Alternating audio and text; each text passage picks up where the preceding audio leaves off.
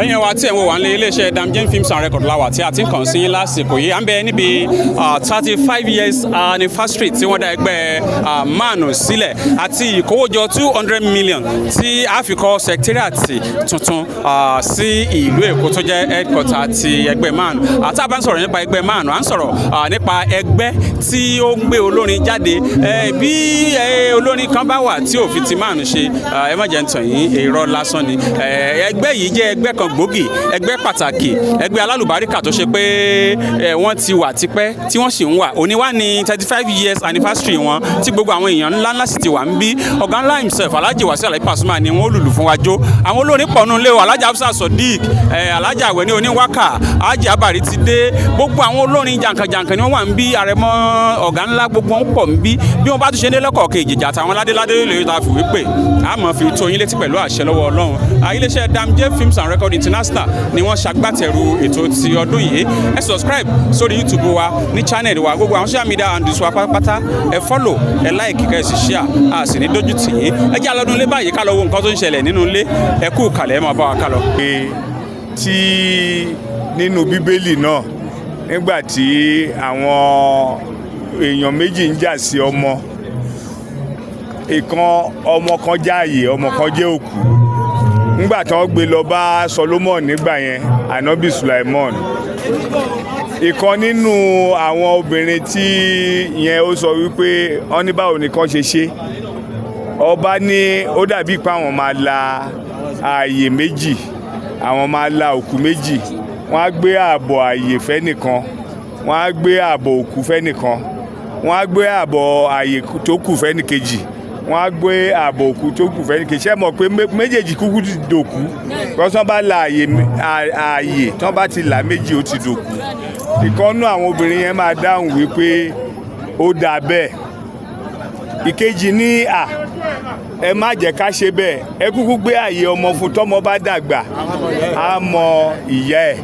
Òun lọ̀rọ̀ MAN tó délẹ̀. Torí láti pé à ń bọ̀ ń bí yìí ìdí iṣẹ́ yẹn láti kúrò.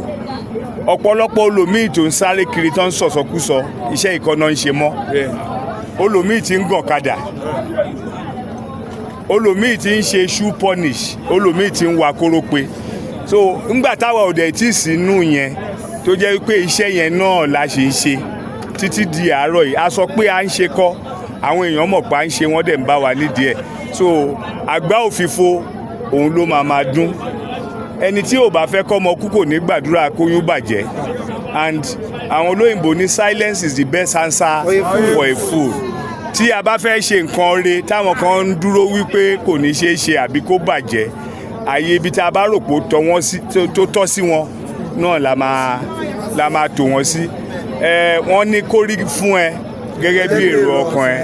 Mr. Tajudeen Ọláolúwa Ìrìnlẹ̀, mo jẹ́ mẹ́mbà National Elders Council Music Advertisement Association of Nigeria. Inú mi wá dùn lénìí, mo wà ní Times Square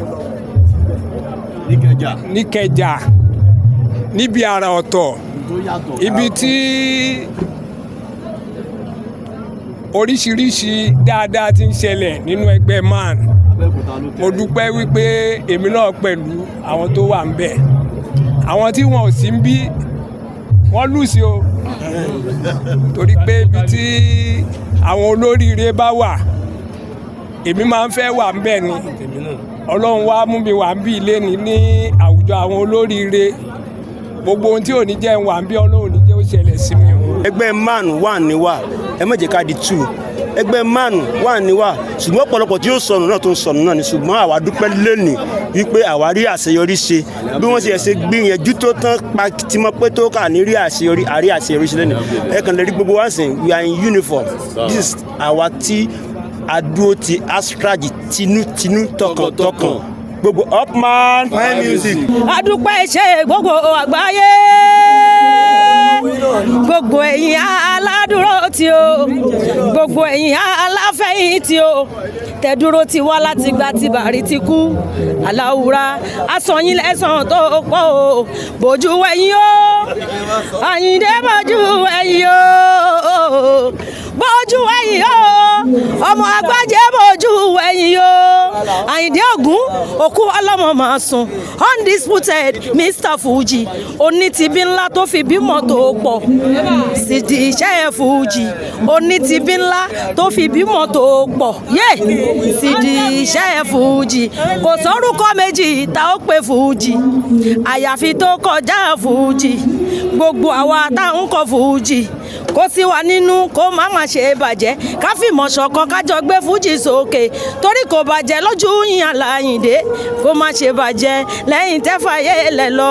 orúkọ mi ni Alhaja Hafsat Siddiq Ọláfátíà Lady Labaika a wà ní ọ̀dọ̀ àwọn ẹgbẹ́ man wọ́n ń ṣe 35 years anniversary kọ́lọ́n ọba kó fi àlùbáríkà sí kọ́lọ́n jẹ́ kan ṣe 50 kan ṣe 60 70 80 90 kan ṣe 100 kọ́lọ́n jẹ́ kí àwa náà máa bá wọn ṣe kọ́lọ́n jẹ́ ká ṣe púpọ̀ láyé. a ní pé today na today ẹni lè ní jẹ́ today na today ẹni abẹ lọ́wẹ̀ bọ́mọdé ò mọ̀wẹ̀ tí ò mọ̀wẹ̀ jẹ́ kó yé ẹ jẹ́ kó mọ̀ wípé kò ní láyájọ́ ọjọ́ tó yà sọ́tọ̀ fún ẹgbẹ́ máa today na today ẹni lè ní jẹ́ ọjọ́ òní ọjọ́ ńlá ni ọjọ́ ayọ̀ ọjọ́ ọdún tó rà dájọ́ ọjọ́ pé àwa wọ́n wá fẹ́ fún ẹgbẹ́ wa ní award Excellence Worldwide Women Association real tí Alhaja Queen Salawat Abeni tí wọ́n jẹ́ ìyá ẹgbẹ́ wa màmá gbà pátápátá màmá anybody ọlọ́run ọba ń gbọ́ màmá anybody. àdìgúnṣe àbálẹ̀ ẹ má yẹ ká sọ̀rọ̀ ju ẹgbẹ́ man wọ́n ṣe púpọ̀ lọ́wọ́ olóyè gan olóyè tó bá ní tẹgbẹ́ man báwo ó ti kú wọn tí ì sí ni tó ẹgbẹ́ man ti wà ti pẹ́ wọ́n dẹ̀ ṣì yẹ̀ sí sọ ọlọ́run ló ní kó ibẹ̀ ń tẹ́ fi ráwà agbọ́dọ̀ wà tó wọ́n ti pàlájú Waisu Alabi ọ̀gá ńlẹ̀ onífújì gbogbo onífújì tẹgbẹ́ man bá dẹ̀ pé wọ́n gbọ́dọ̀ jẹ́ torí ẹgbẹ́ man bá pọ̀ onífújì kan tí ó bá wá ó ṣe ra ẹni torí nínú nǹkan tá à ń sọ yìí tó bá ní kọ́ pin kọ́ ṣà ẹgbẹ́ máa wà nù gbèsè ayé onífújì ẹgbẹ́ máa wà nù gbèsè ayé tèmi ṣàfàdìkù àrẹ̀mọ ọ̀gá làwọn tèmi ń jẹ lẹ́nì máa nù wà ń bẹ̀. Prince Rajudeen Oyèbámíjí PSO.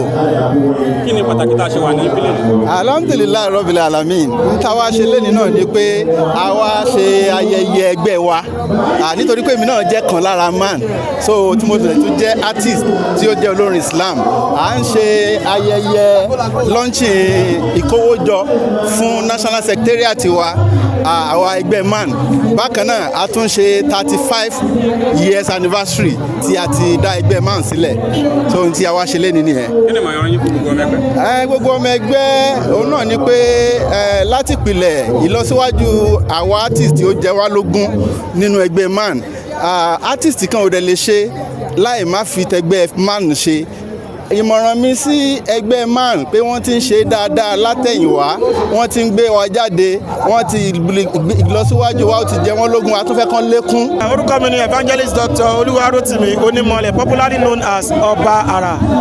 kí ni pàtàkì Ọba Àrà ní Ìkẹjà lẹ́nu níbi táwa yìí. pàtàkì tá a wá mi torí àwọn méjì torí àwọn ẹgbẹ́ man àwọn tó ń gbé wa jáde mo ṣorí kan fún ọmọ ní ẹ ṣé o ẹ̀yin man ẹ ṣé o ẹ ṣé o ẹ̀yin man ẹ ṣé ẹgbẹ́ tí ń sọ ní ìdìràwọ̀ òwúrọ̀ ọ̀sán alẹ́ o ẹ̀yin man ẹ ṣé o ẹgbẹ́ tó sọ ní ìdìràwọ̀ òwúrọ̀ ọ̀sán alẹ́ o ẹ̀yin man ẹ ṣé àdúpẹ́ pàtàkì tí mo fi wà mí náà torí ẹgbẹ́ man la ṣe wà ń bí torí pé ayé ló dáyé social media lé ni mo ti máa ń sọ ti pẹ́ without pé bóyá ẹgbẹ́ man wọ́n gbé olórin kan kò sẹ́ni fẹ́ mọ̀ though that's the main reason why I'm here today. Abolóde fẹ́ lójú o abolóde sàríyá ìyá ẹgbẹ́ olórin àgbáyé o ìyá ẹgbẹ́ olórin àgbá àlérí mi dára tí mo jọmọ lọ́rin ẹ̀dá mi dára tí mo jọmọ Ìlọrin ìlú tó jìnnà sí náà tó súnmọ́ àlìjẹ̀nà o èrí mi dára tí mo jọmọ Ìlọrin ẹ̀sọ́ ní Ìlọrin Queen Ambassador Amiri Alhaja Mariam Akiki ẹ̀yin tèmi máa ń pè mí ní màmá ńlá Adúkẹ́ Òòṣà àwọn àmì àwọn máa ní Upman Fine Music àwọn ni wọ́n ṣayẹyẹ lónìí so lọ́wọ́ ní káwọ́ bá wọn ṣàjọyọ̀ àwọn Upman Upman wọ́n ti wà tipẹ́ wọ́n dẹ̀ ti wà báyìí wọ́n tún bá wà títí ayérayé ni bẹ́ẹ̀ ni. orúkọ mi ni Alhaja Aminat Babalọlá Balógun ìyá kékeré Èkó tí ò ṣe jí gbé Amira Shuarai èmi náà nírìn lóru o. kí ni pàtàkì wa ń bí lè. àwa bá àwọn ọ̀gá wa àwọn bàbá wa àwọn tí wọ́n ń ṣe ọbẹ̀ wa tí wọ́n jẹ́ kọ́bẹ̀ wa ó jóná àwọn ẹgbẹ́ man wọ́n ṣe 35 years tí wọ́n ti kóra wọn jọ tí wọ́n ti dẹ́gbẹ́ man kalẹ̀ àwa bá wọn ṣayẹyẹ ni Ọlọ́run má ṣe lè lópin fún wọn. kí ni ìmọ̀ràn yín fún gbogbo ẹgbẹ́ man tó lórí lápapọ̀. ìmọ̀ràn mi fún gbogbo ẹgbẹ́ man ni pé ẹ má jẹ́ ó bàjẹ́ o bí àṣà yín ẹni kó má bàjẹ́ nílé mi má jẹ́ ó bàjẹ́ nílé ẹ má jẹ́ ó bàjẹ́ ẹ má jẹ́ ká wò pé bí gbogbo iṣẹ́ òun ṣe rí lórí social media ń sìn ẹ má jẹ́ ó bàjẹ́.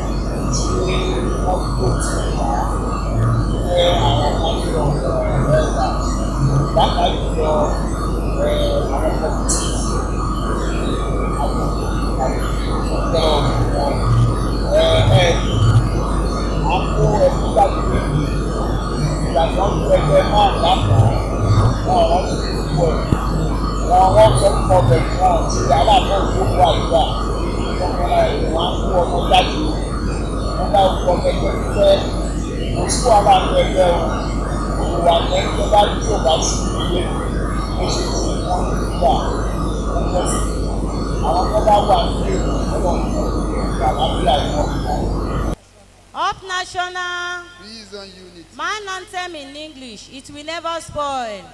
It will never spoil. It will never spoil. It will never spoil. It will never spoil. Music Advertisement Association of Nigeria.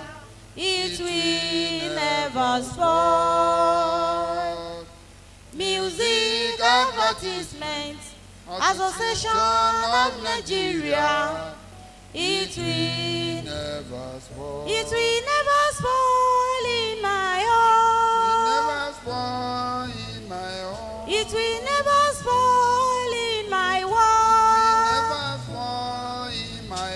It will never spoil in my town. Music Advertisement Association of Nigeria. It will never spoil. Music Advertisement Association of Nigeria. It will never spoil. Up man, up national, peace and unity. Wọ́n máa ń já ráǹkì àwọn kan, wọ́n fi kún ráǹkì tiẹ̀ ni. Ẹ jẹ́ bá mi pàtẹ́wọ́ fún un. Ngbà mo ní kẹ́ ẹ bọra yín lọ́wọ́ lẹ́ǹkan. Àsì pé mo ríran ni. Lẹ́ẹ̀ni ẹni tó máa gbé mọ́tò tuntun lọlé wà nù yín. Ta lẹni náà? Àṣẹ ẹ̀ nífẹ̀ẹ́ mi ó yẹ kẹ́ ẹ náwó. Ìwà Aláròyé. Ẹ bá mi fọ́gà wa látẹ̀wọ́ dáadáa. You see, I want to tell you something. The first time I spoke on the radio, that I would speak on the radio in my life, that was in 1993. And it was on his show, Kasunlaye on Radio Lagos. Eba mi fún wọn látẹ̀wọ́. Eba mi fún wọn látẹ̀wọ́. And this is a mother, a friend, a colleague. She's my sister. Feyikemi Niyi Ayaola Yinka. Eba mi fún wọn látẹ̀wọ́. Tó yẹ kó máa lògùn ẹ̀jẹ̀, ó ti rù jù. And you see, as fate have it, the two both of them, as in Feyi, Kemini Ayaola Yinka, and Oga High Chief Shewan Agbola, they are both from Ibadan, in Oyo State. And the national president of MAN is also from Ibadan. Ẹ̀yin Ibadan, kí ni so? So suo. Ẹ̀yin ọmọ Ibadan, sójú tì ní kí ni so? So suo. Ṣé ẹ ti ṣe POP? Hello. Ìbàdàn nílé Olúyọ̀lé ọmọ àjòrò sùn. Wàláì mi ìnìná kọ́bọ̀. Ìbàdàn májà tẹ́ kára wájú lẹ́rú. A sì tún máa kó wọn lẹ́rú sí. Ọmọ agbọ́n sásá máa sá, ọmọ agbọ́n yàyà máa yà. A ti ń sá ní ìsìn. Ìlú Àjàyí, ìlú Òjó, ìlú Ògúnmọ́lá, ìlú Ìbíkúnlé, Olódògbò kẹ̀ríkẹ̀rí lójú ogun, Àgbàlá Ògúnmọ́lá, bàbá yín ló tó gàlà sáré nílé Ìbàdàn láti rẹ́sà ògbín, ará ògbójò, ará òde ògbólúkẹ́. Ọmọ apọn kékurú bí ẹni pọnmọ ọmọ kémi ò jọ tọya kẹ má ṣe gbé eyín fọyà bùgẹ mi ò jọ tó sà kẹ má ṣe gbé mi fó òsà láwẹ ike mi dike ya bisa yan ọmọ ẹni ke ẹlẹ́yin gẹdẹ ẹ̀sà tó lògbín tí mo rẹ́yìn ọ̀rùn yá àwé ké mọ́ ronú owó ọmọ ẹni ke láyẹ ni ọmọ ẹdógún mẹ́ta ọ̀rẹ̀rẹ̀ mẹ́fà ìwọ jèjì kémi yóò jèjì kíta tọkùn ó pò ó ra yanyan ọmọ ẹni ke ṣe kété wéré mo fòde mi ṣàkànrin ọjẹ nílé Ìbàdàn láti rí olóje ọmọ òjé ńpẹtù ẹ̀sà òjé ọmọ arọ́tíwẹ̀ bí òjò òjé ò gbọ́dọ̀ jẹ̀gà bẹ́ẹ̀ ni ò gbọ́dọ̀ jòrófó ọmọ iṣin kọ iṣin oṣó iṣin sotán iṣin kọ iṣin òlà wọn ní iṣin kílódé tó kọ tó oṣó ó nítorí ẹ̀gà torí òrófó torí wọ́tọ̀wọ́tọ̀ olórí ẹyẹ nílé Ìbàdàn láti rárá rẹ sà ọmọ bá dún ẹlẹ́kọ̀ọ́rọ́ ṣe ní sí mi ò ṣe ní sí níbi rẹ sà nínú wọlé kó o mépo wá ní yàmọ̀ ọdẹ lára ọmọ dúdú wọn ò ju dúdú ọmọ tútù wọn ò ju tútù tùmí kí n bá ọ délé bìnà ò bá dé mi ò ní padà lẹ́yìn rẹ parí ọlá nìyí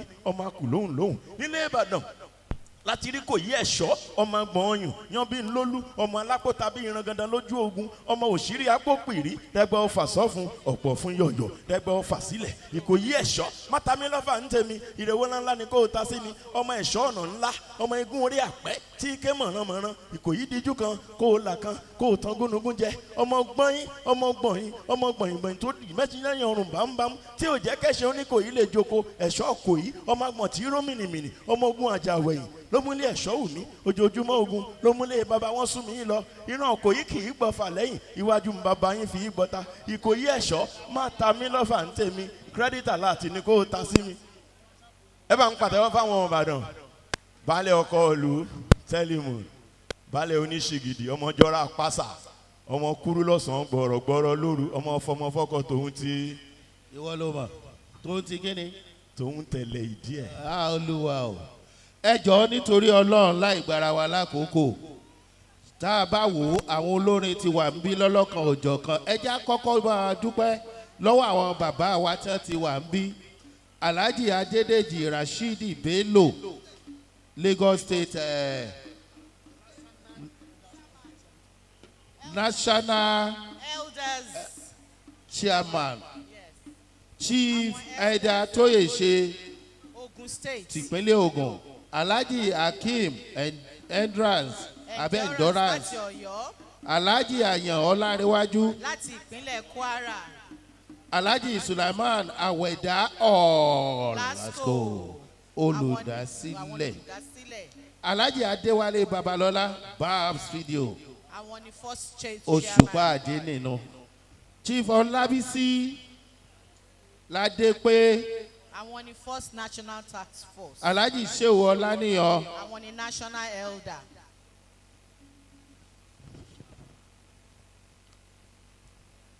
akíyàwó ìyá Ṣẹ́wẹ́lẹ́ o mọ̀mọ́ yẹ káàbọ̀ sáàrin wa.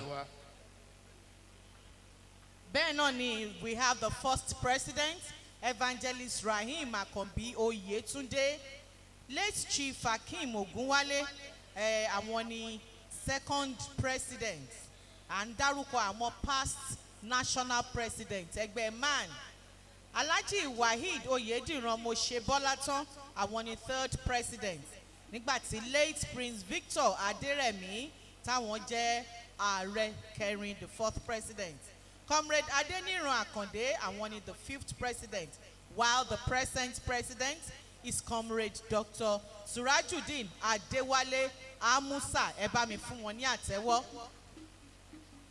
láì fa ọ̀rọ̀ gùn Ọ̀túnba Jacob Adéjàre Oyègòkè JP CEO DAMJAY Group of Company Prince Salau Atunde Sulaiman Honourable Shakirudeen Kehinde Àṣekún.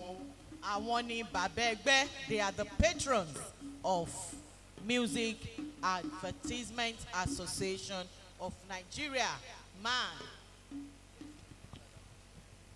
ṣé ẹ rí ibi tá a bá dé yìí àwẹ̀ ni oníwákà àbí ifá àwẹ̀ ni oníwákà wọ́n ló ti wà ní ìmúralẹ̀ àti ìgbáradì torí pé ọjọ́ ti ń lọ ṣùgbọ́n bí tá a wá. Up man, up man, up man. Ẹ jẹ́ ká kọ̀nsúré kí àwọn lára àwọn olórin tí wọ́n ti dé. We just want to appreciate you. Àwọn tí mo mọ̀ àtàwọn èmi tí mi ò lò àǹfààní àtòrí ọ̀fẹ́ láti mọ̀ ẹ má bínú. èmi ò dárúkọ with hierarchy bá a ṣe lọ́lá tó tàbí bá a ṣe popular tó no ẹ má bínú. Ìyá wa Alhaja tí mo fi tọ̀wọ̀tọ̀wọ̀ dárúkọ wọn màmá ń wákà Hafsat Asidik ẹ bá ń gbọ́ lọ́wọ́ bá tóbi fún wọn. Ìyá àgànà mi ò gbọ́ kú yín God bless you my sister. Ìyá àwẹ̀ ní oníwákà mi ò gbọ́ bí sí ẹ Aya Bello God bless you. Bàríbìnrin Bàrí ti dé. Bàríbìnrin okay. mi ò gbọ́ kú ẹ. Alájà Madinat Aṣàbí Bàrí máa dé tẹ́lẹ̀ tó ti wá dé báyìí Bàrí ti dé ọmọ Bàrú Sátì God bless you. Ó já Sọpẹ́ I cite you. Monsurat Àkọ́bí I cite you. Ẹ má bínú ọmọ kan sẹ́wọ̀n pé bẹ́ẹ̀ ṣe ń dàgbà náà ní site ẹ̀ ó máa ṣọ́ọ̀tì sí. Bẹ́ẹ̀ni ẹ jẹ́ ẹ̀yà yín gọ́gù. Ẹja máa mú bọ̀ díẹ̀díẹ̀. I also want to appreciate Adeniyi Ishola Banana Fuji. Alhaji Sayida Fatima. God bless you. Alhaji Yusuf Abadashe Islamic artist. God bless you. Alhaji Ayinde Sule Bembela. Bless you. Alhaji Tajuddin Pasuma. Bless you. Alhaja Sayida Fatima. Okay. Akin Alhaja Iyaladuke. Àwẹ̀ ní ń wákà mi ò gbọ́ bí sí ẹ̀. Prince Tajuddin Alade Ademola aka Alade àkọ́kọ́ àwọn náà ti wà ń bí. Jupiter Fuji àwọn náà ti wà ń bí. Máànù ló ń ṣe nǹkan. Èmi ò lè surprise láti rí àwọn tá à ń rí torí pé ilé ni wọ́n wà. Alájà Badira Alájà Ẹwà Islam Alájà Àyìnlá Àlímọ̀ Ọmọwúrà káì Ọmọwúrà náà ti wà ń bí. Àrẹ̀mọ Paso Àdìgún Ṣàràfà Ẹ̀gbá Tolú ọmọ Ajíbódù ọmọ Èpè Ọjà ọmọ òṣìlẹ̀kùn palẹ̀kùn dé ajíkọ̀ wá àlejò bẹnu àrídìí ògo lójú ogun bá mi àròyìn ogun bá ara fàgbẹ̀. Ẹ̀gbá tí mo sẹ́yìn orò kí n tó sẹ́tẹ̀ gúngún ọmọ yúnmuyúnmu lóró òkè nàmúnàmú lóró òkun ọmọ wájú ilé ògbòrò ọ̀dẹ̀dẹ̀ ògbòrò mi ò ríbi tó gbòrò tójú ta gbangba sòkúdolú òjé máa gbọ́ tí kalẹ̀ máa béèrè ọ̀wẹ̀. Ẹ̀gbá làkè ara ké máa jó gbẹrú máa jó gbẹ̀kọ ẹrú ní sinmi ẹ̀kọ́ ò gbọ́dọ̀ sin èèyàn. Ẹ̀gbá lọ́ba ara ọba ọmọ tagbátá ọmọ lẹ̀kọ́ lẹ̀rú lọ́ba èèyàn tó lẹ́ni lọ́ba ní mọ̀rin ọba àárín ẹni ò lẹ́ni lọ́ba àwọ̀lẹ̀ gbùdùgbù ọmọ kòrò wa máa ń ro òun jẹ ọmọ òrùn mọ̀rún yá. Ó ti ẹ̀ dá. Yí mọ yíyá. Ẹ̀gbọ́n àtàbúrò. Wó mọ wóyá. Oríkì wọn fa. Gbọ́mọ gbọ́yà. Fọ́mọ fọ́yà. Ọlọ. Dómọ dóyà. Come on stop it. Bára ọba bá dómọ dóyà bó bá rojú ẹnu àjà rẹ. Ẹjọ mi ò bá torí kí àwọn ọ̀gá wa rè. Ẹ dákun ẹ̀yin obìnrin tẹ́ wà ń bí. Ayé ti da ayé iPhone. Ká wípé ẹ lọ sọ́jà. Ẹ má iPhone dání ẹ pamọ́ sẹ́yìn. Ìró wa tú. Fóònù fẹ́ jábọ́, ọmọ fẹ́ jábọ́, èwo lẹ máa jù. Nínú ọmọ àti iPhone. Àti iPhone. Kí lẹ wí? Ọ̀fọ̀lọ́ sọ yín, ó yẹ kẹ́ ẹ sùúrùtọ́ ṣùgbọ́n rọ́lẹ̀ ń pa. I want to sincerely appreciate excellent worldwide women musicians Association of Nigeria. Lábẹ́ ìyá ẹgbẹ́ Alhaja Queen Salawa Abeni. Excellent worldwide women musicians association. Ẹ̀yin the excellent women. Mi ò gbọ́ kú yín ẹgbẹ́ yín ò ní tú. Ẹ lè pàtẹ́wọ́ fúnra yín àbí fúnra ra yín. Yeah, I also want to appreciate Alhaja Muinat Ejide, the president, Fuji Queen, New Jersey, all the way from United States of America. Ẹ bá fún látẹ̀wọ́ dáadáa, ẹ fún látẹ̀wọ́ dáadáa. Mo kí gbogbo olórin Fuji tó wà ń bí. Fuman, the governor, Fuji Musicians Association of Nigeria, Lagos State chapter is here. Mayor Tunde Damendra. Damendra, ọ̀rẹ́ am tap. Mi gbọ́ kú yín. Mo lè jókòó sí ọ̀gá wa gómìnà. Mayor Tunde dà. Mayor Tunde Damendra. Okay, wọ́n ń bọ̀. Okay, God bless you. All right. Kí àwẹ̀ ní oníwákà Aya Bello kó máa bọ̀ báyìí. Àwẹ̀ ní Enwaka. àwẹ̀dẹ̀ ń wákà wọ́n ní kó o máa wà kábọ̀. Alhaja Queen Amudalat Aweni Enwaka. Aya Bello Enwaka. Ẹ bá wa fún látẹ̀wọ́. Bàrítì dé o. Ìṣẹ́jú mẹ́wàá ni. Bàrítì dé máa gbẹ́sẹ̀ lọ́kọ̀ọ̀kan Mọ̀dínà. Oríire ni ìbá bàbá mi o. Ìrẹ̀lú ọmọ kan lọ́jẹ̀. Bá mi ọmọ ọlọ́ta ló láwo ló láwo ló láwo ló láwo. Ọmọ àyí ṣubú àyí dìde o. Àyíràn ẹ̀ lọ́nà ti ìgbàlẹ̀. Bá mi ọmọ eléégún ṣẹ́kẹ́tẹ̀ wéré. Bàbá ṣé ẹni báńkì ọmọ tẹ̀yìn ni abú onífẹ̀ẹ́ ò tó lu ọmọ dádé owó rẹ̀ mọ́. Jíbọ́lá o ìpè Ọọ̀ni ẹ̀rù jẹ̀jẹ̀ wọn ò ní dúró kí wọ́n nífẹ̀ẹ́ Ọọ̀ni àní bẹ̀rẹ̀ kí wọ́n nífẹ̀ẹ́ òye kògàkògàràlà kí wọ́n nífẹ̀ẹ́ òǹtólú bá kí wọ́n nífẹ̀ẹ́ ìtábẹ́rẹ́ ojú bíntín ni wọ́n fi wo ni èmi kọ́ bá a nífẹ̀ẹ́ mọ́ làkún o. Mo kíyàwó èjìdé Ìbàdàn nílé Olúyọ̀lé ọmọ àjẹgbíjẹ̀kára wọn ọmọ fìkára ń wọ́ fọ́ọ̀rí mu Ìbàdàn mọ́jàmọ́jà tẹ́ kára wájú lẹ́rú.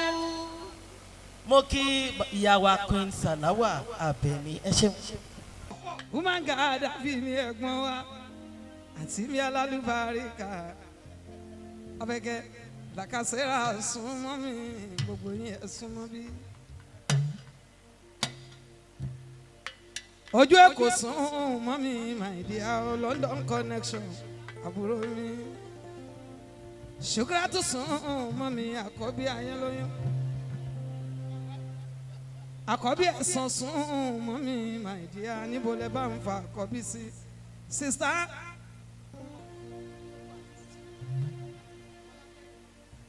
Afọ́lí bébì mi ọmọọba ló ń kọ́ ọmọọba Princess Fọlákẹ́.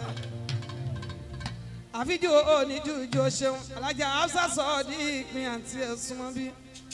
Ẹ̀sùn ọbí torí Ọlọ́run ọba àjọ máa ṣe ni ẹgbẹ́ wa ò ní dàrú láíláíláíláí. Ó yá o láìlá ìlà ńlá òkò lọ́hùn má bà á yọ wá jẹ́. Láìlá ìlà ńlá òkò lọ́hùn má bà á yọ wá jẹ́.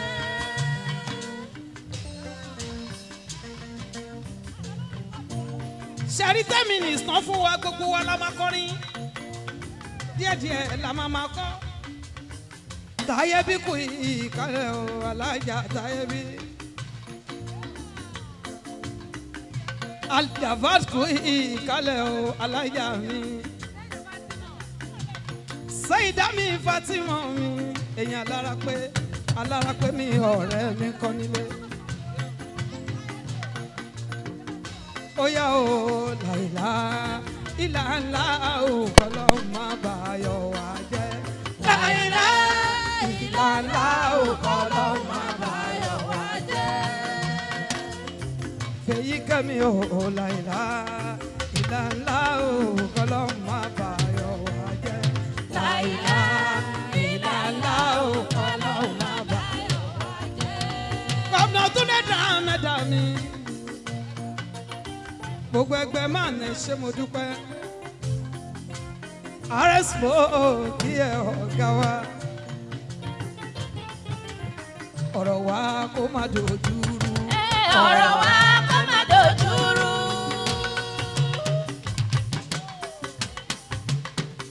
Ó yá o, ọ̀rọ̀ wa kó má dojúrú. Ọ̀rọ̀ wa kó má dojúrú. Ọ̀rọ̀ bá dojúrú tọ́ lọ́rọ̀ lónìí.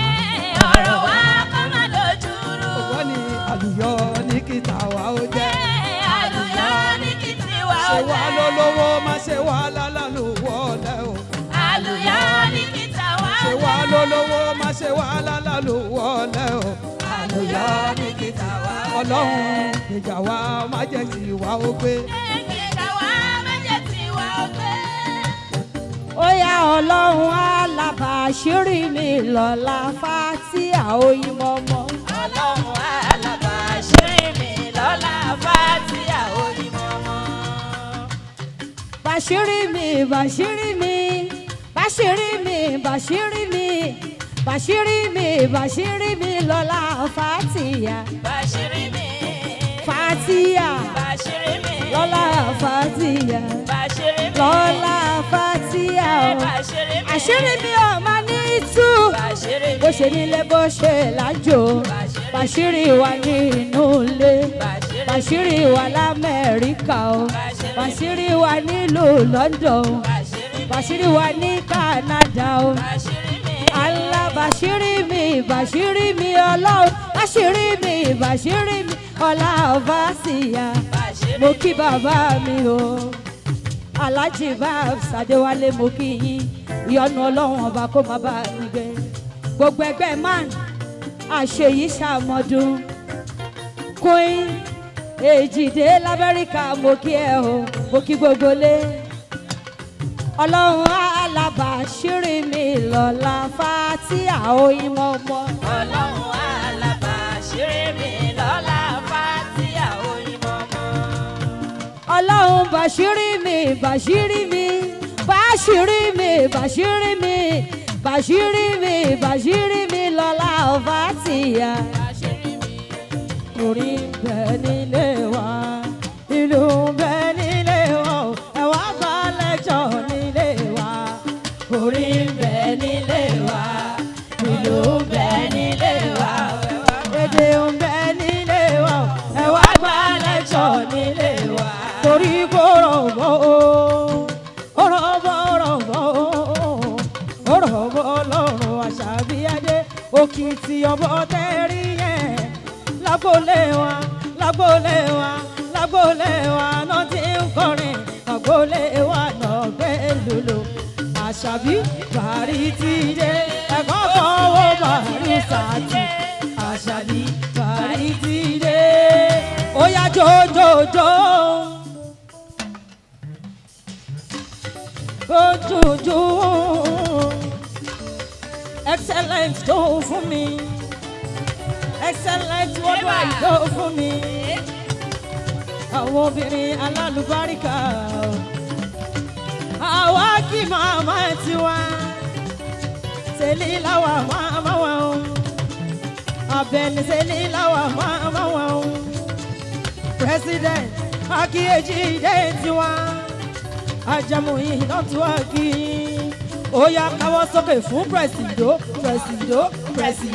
káwọ́ sókè fún presido Èjìdé káwọ́ sókè fún presido olówó presido aláyò ó yá káwọ́ sókè fún Èjìdé káwọ́ sókè fún presido òyìnbó ní New Jersey Èjìdé. Mo kí alájà Sàláwátù mi Àbẹ̀ní Adé ìyá lálùbáríkà ìyá ẹgbẹ́ tiwa ni ó ṣẹ́rí pírẹ́sídẹ́ǹtì tiwa Èjìdé Adémi mú iná tù ní justice ló ń gbé apádà sí burúkú òní ìbá gbogbo wa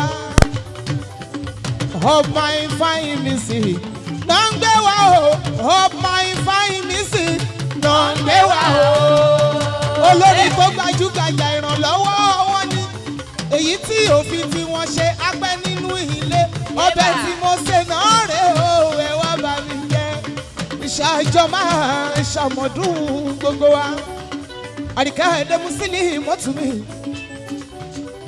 ọ̀pọ̀ fine music ẹ̀ṣẹ̀ ilé aláyọ̀ upman ẹgbẹ́ náà ò ní bàjẹ́ láéláé àmì o ẹ̀ṣẹ̀ àdúpẹ́ ẹni tàbá ṣe lóore tí ò dúpẹ́ gẹ́gẹ́ bí ọlọ́sà kọ́ni lẹ́rù lọ́ni upman fine music wọ́n fẹ́ wọ́ọ̀dù dáwọ́ lọ́lá excellent worldwide women musician association real bisan unity ní tiwa Èjìdé pẹ̀sì olóyè mi Èjìdé nílùú jẹ́sí ẹlẹ́jìdé ara wa ni Èjìdé nílùú jẹ́sí mi pẹ̀sì tiwa alájàsá ní ńlá wa sálà wa máma tiwa àwọn ni màmá ẹgbẹ́ tiwa Àbẹ̀ní Adé Àbẹ̀ní owó Àbẹ̀ní ọmọ Àbẹ̀ní mi àtẹ̀tẹ̀ alágogo lẹ́kùlẹ́kùn Àbẹ̀ní àrò pẹ́lẹ́mọ́ Àbẹ̀ní tọ́lá lóde òkàrà lé o ẹni bá gbé rí wa níbi a lọ ṣẹ̀wọ̀n lẹ́lẹ́gbọ̀n.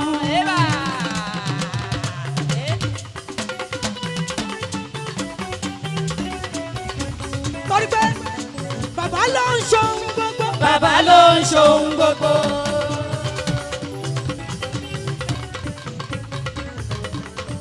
àní nítorí màmá mi Èjìdádé ìyá aládùúbárí kàlájà Èjìdé o. nítorí màmá wa Èjìdé láṣẹ débi gbogbo man ẹgbẹ́ aládùúbárí kà lókèlókè la ó máa lọ. ó yẹ bá mi Èjìdé Èjìdé.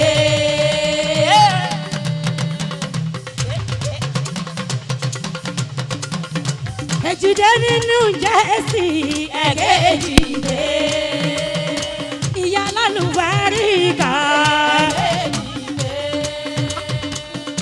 mo ní Èjìdé ló ní àkí gbogbo yín o. ó sì kí gbogbo yín lọ́kọ̀ọ̀kan.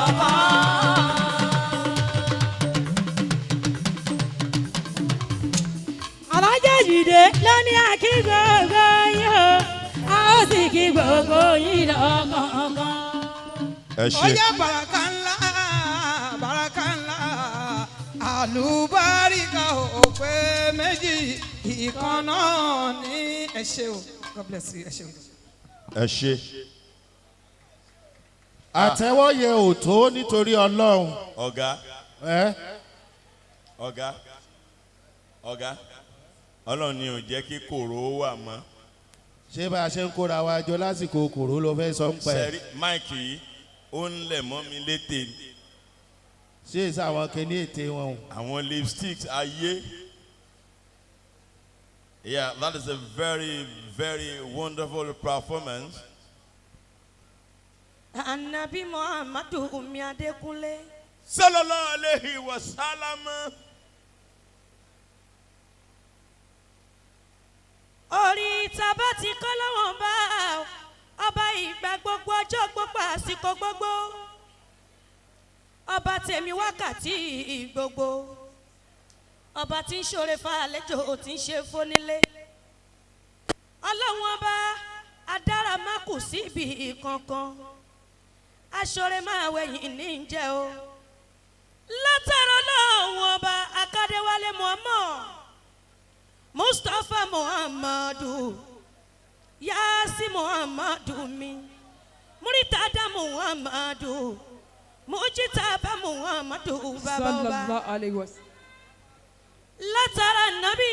Sallallahu alayhi wa sallam. Orílẹ̀ ni ọmọ táyé bí.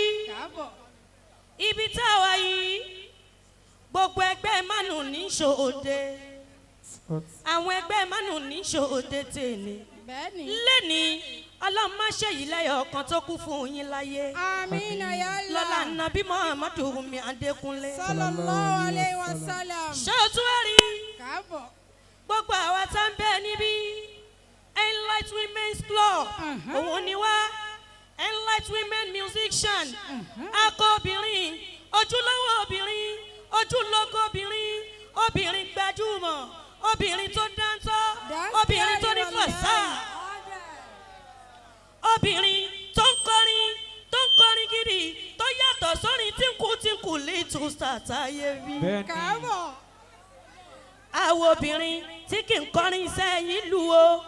Àwọn obìnrin tí wọ́n bá sọ pé kó kọrin kọ́nyàn Nábì Muhammadu kọ́nyàn oníṣẹ́lẹ̀ kọ́ ṣe kàsídà tí ṣé ń bára mọ̀ ikọ̀ ṣàníwá. Látọ̀rí olórí wa ó ti sùn.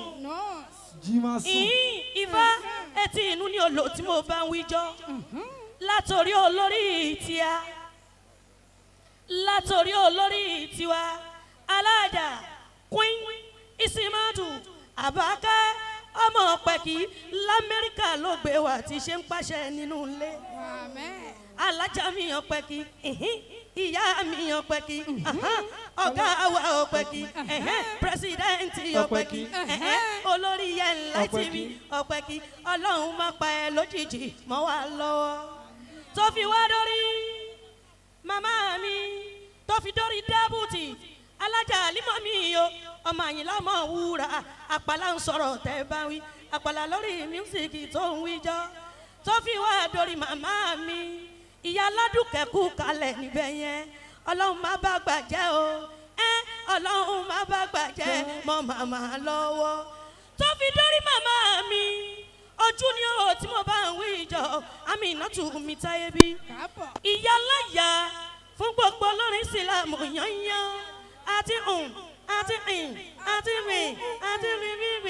sẹ́yìndà Fátímà mi àjàfàrí àkú kalẹ̀ níbẹ̀ yẹn olórin pọ̀ lọ́dọ̀ wa o eléré pọ̀ lọ́dọ̀ wa màmá mi àjàfàrí ẹ wí nǹkan díẹ̀ mi ò ní ẹ náwó mi ò fẹ́ náwó ẹ ṣáà wí nǹkan díẹ̀ ẹ̀kan lè gbọ́. اللهم صل على سيدنا محمد الفاتح لما أغلق ولا خاتم لما سبك ناصر لك بلاك والعادي إلى صراطك المستقيم وعلى آليك القدر والمقدار العظيم على جاءك يكوري رجائني كويه كماري ماما ولا محمد ilé ọpẹ́ kí o ní bàjẹ́ mo nílé ọpẹ́ kí o ní dàrú owó ní dàrí kò ṣe lọ́la muhammadu abdullahi gairu mushabayi bí basharu mara matalaka shafi wa huwa sifatu muhammadu سبته بإذن فاعلي وليس بالسبق المصطفى النبي محمد غيره خيري محمد لم يعرفه غير إلهي أنيش الله يديك جميع الكون أنا كون كونك محمد رسول الله محمد رسول الله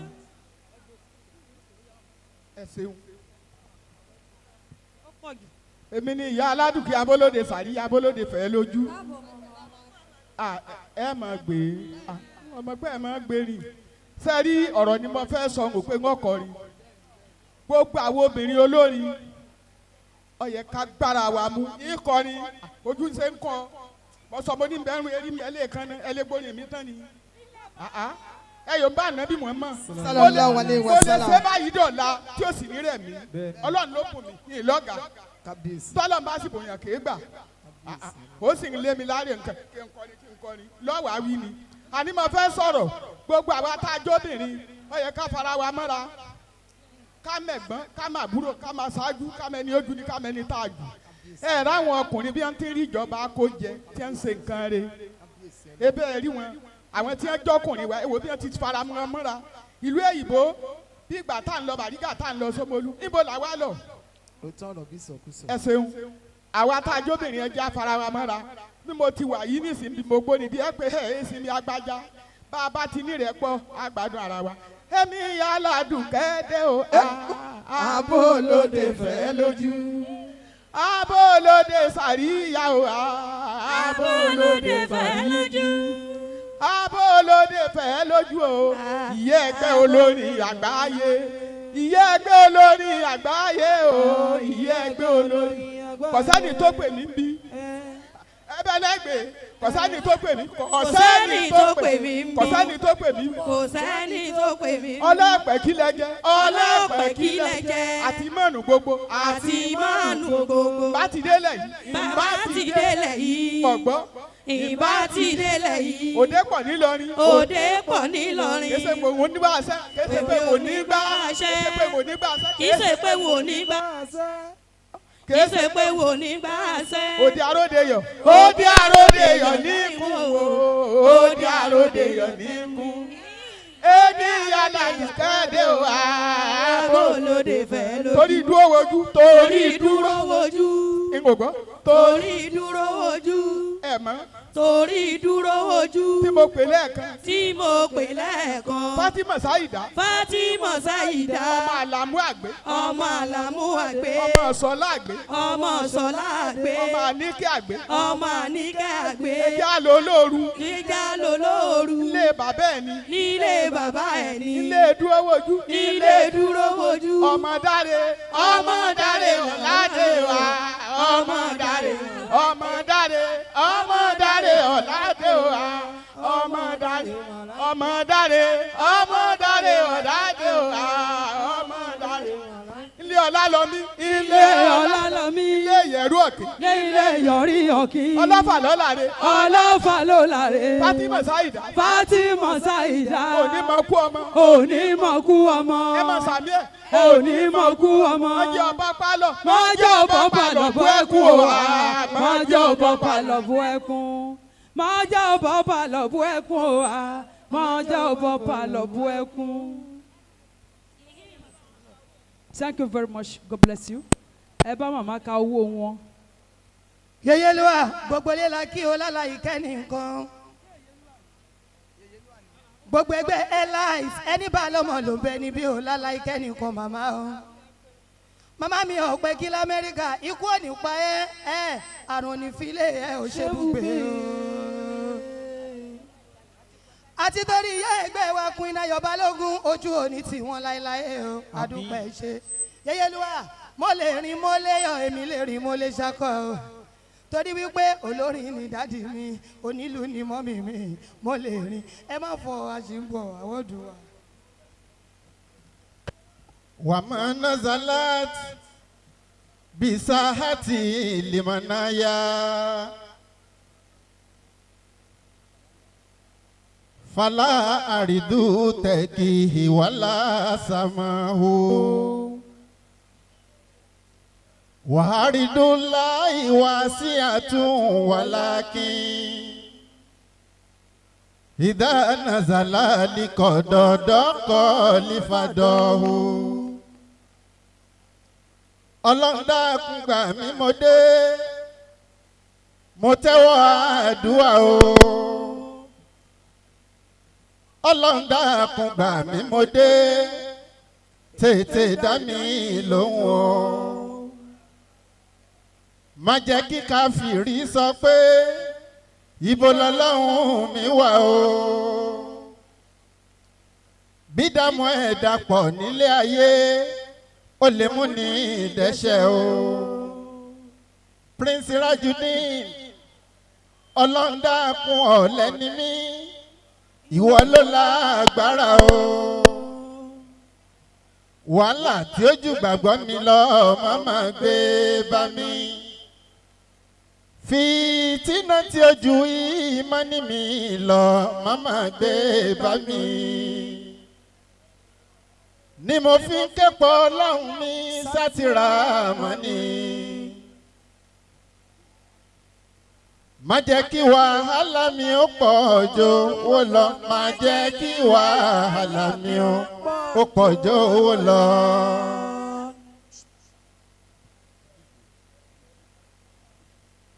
Upman fine music gbogbo lé pátálà kí iwájú lọ́la máa lọ́kùn máa ní ìrẹ́yìn o.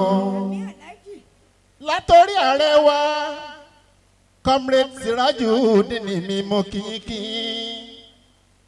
Èmi á ṣe púpọ̀ ọdún láyé bó bá wọlá Muhammadu bàbá Fatima. Ẹgbẹ́ máa ń ló mórí mi wò Allahu Allah. Ṣé báwọn ló múnú mi dùn Allahu Allah.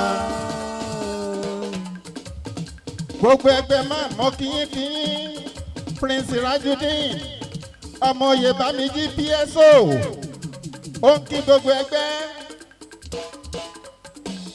látòrí ààrẹ ẹgbẹ́ wa iwájú lọ́la máa lọ́kùn máa ní ìrẹ̀yìn o. Wọ́n ní tá a bá ti domi sórí ilẹ̀ ló ń bọ̀. Tá a bá ti kárẹ̀ ẹgbẹ́ a ti kí gbogbo ẹgbẹ́. Mo kí gbogbo ẹgbẹ́ man látara Haji Sirajudeen Asroj iwájú lọ́lá máa lọkùn máa nírẹ̀yìn o. Prince Rajudeen gbogbo ẹgbẹ́ olórin ẹ̀sìn pátá tó ń bẹ níbi gbogbo yín la kí akáwọn ẹgbẹ́ onífújì akíjújú akí gbogbo gómà gbogbo yín pátá la kí mentioning name may be too numerous for me. Iwájú lọ́lá máa lọkùn máa nírẹ̀yìn o. PSO wàyínà júndànà làwọn ligalibun ọmọ ogun ọlọ́run sani bí mo fẹ́ kẹ́ mọ́ o bọ́mọ ogun èṣù bá ń dúnkokò mọ́ mi sẹ́ ó dàbí ajá tó ń dúnkokò mẹ́kùn ni à ń ta wàmọ́ àmọ́ mọ̀mọ́ gbogbo àpètè ogun ọlọ́run sani gbóògùn mi ìwọ ta ni àti ta níwájú ta ni. àwọn ẹgbẹ́ olórin ẹ̀sìn à ń kí yín isan nurul huda iwájú lọ́lá ó máa lọ kò máa nírẹ̀yìn o.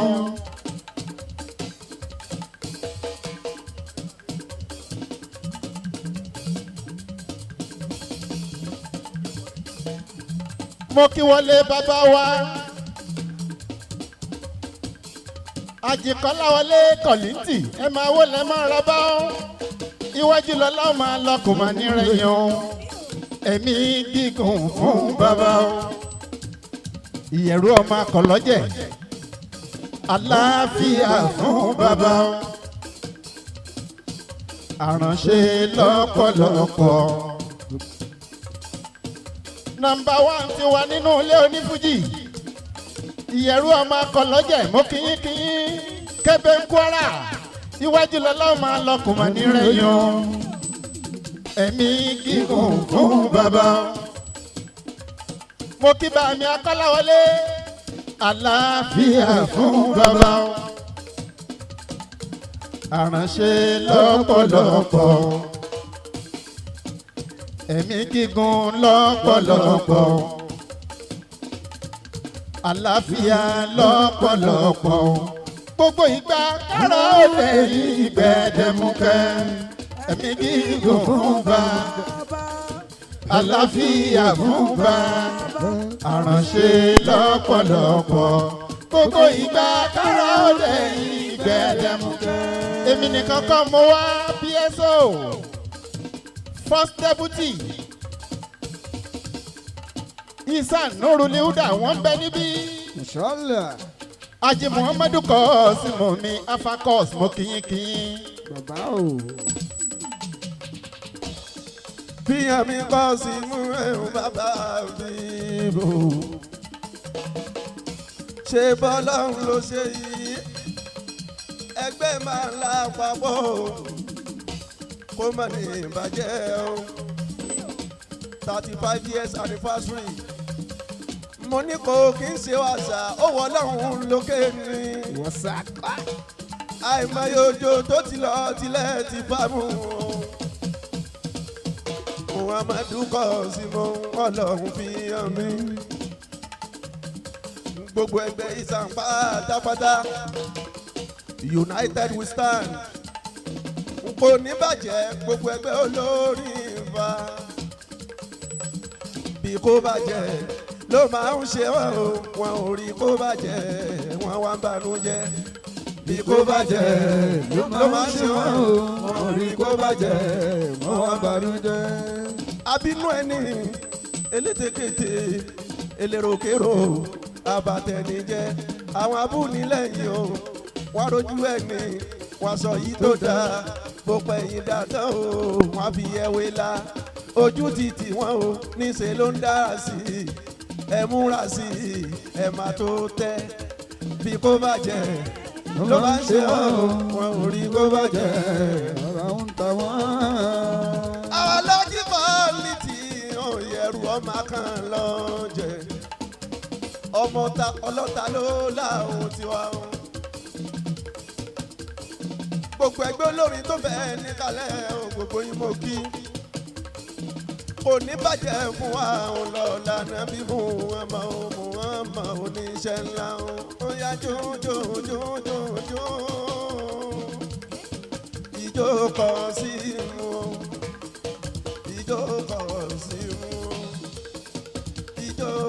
sí o bí kò bàjẹ́ ló máa ń ṣe wọn ò rí kó bàjẹ́ wọn wá banújẹ́ bóyá bí kò bàjẹ́ ló máa ń ṣe wọn ò rí kó bàjẹ́ wọn wá banújẹ́. Prince Rajini ọmọ mùmíní ẹ bá wa mú jójó Sìrájù gbórin dé ẹ jẹ́ kájó àjọdàlú jọ́nà nílé wa o ẹni bájò yóò gbà ládà o.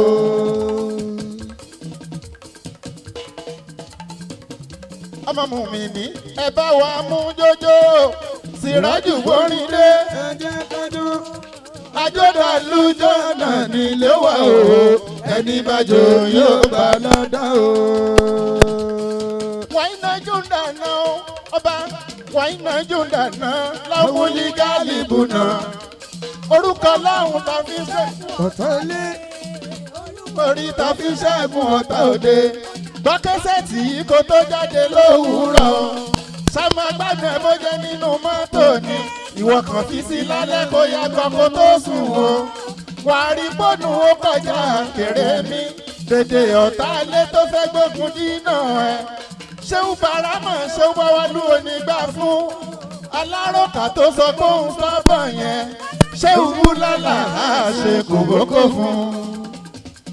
ta ló wá ṣe kẹsẹ̀tì yẹn o Prince Rajuni ọmọ òye bá mi yí àti ṣiṣẹ́ kan gbogbo ayé ẹ̀ sámọ̀ yẹn ìlú Nàìjíríà láṣẹ fáwọn ìjọba má jẹ́ kí tèmi gbé sóhun gangan nìkejì o ẹ ṣe rere la fi fún wọn nímọ̀ràn àwọn àtàyè lóyún láṣàyè kò títọ́ tìmí débìrè nìrè ayé wa fi pọ̀ sí i òṣòyẹmí la fi gbé ẹ̀ńbágò lé tó ṣayé wa tó fi sí lọ fáìnálì o tàṣe èrì tó fi kẹ́rù ẹ̀ tó wọ̀gbọ́ àtúbọ̀tán rẹ̀ la ṣe fún Bùlálà o gbogbo ṣẹ́ta wa ti ṣe sẹ́yìn o ó sì ń tàbí ibi àwọ̀tọ̀ lọ́jọ́ wí. lọ́ọ̀bì ọkọ bí gbogbo ayé ẹ̀dẹ̀ yá lóko. Marisali no kaya Muhammad ilara matalili alamina Marisali no kaya Muhammad ilara matalili alamina Marisali no kaya Muhammad ilara matalili alamina Marisali no kaya Muhammad ilara matalili alamina. tí Kọ́símù bá ń ṣeré tí Kọ́símù bá ń ṣeré orin àgbọ̀ fi kọ́gbọ́n ìlú àgbọ̀ mú jójó àwo padà sẹ́yìn tí Kọ́símù bá ń ṣeré ó yá. tí Kọ́símù bá ń ṣeré bá ń ṣeré. ẹ ṣeun o ẹ ṣe àdúpẹ́ o Ifá hallelujah ń bọ̀ lọ́wọ́ ó wà lọ́dọ̀ bàbá mi Kollington Àyìnlá bí àwọn olórin ṣe ń kọrin lọ wá máa ń kí bàbá káàbọ̀ sáàrin wa Ifá hallelujah ní bàbá wa General Kollington Àyìnlá wọlé ẹ bá ń ṣàwọn ní àtẹ́wọ́ tó gbópọn gẹ́gẹ́ bí bàbá tá a ní lásìkò yìí ẹ bá ń fún wọn ní àtẹ́wọ́.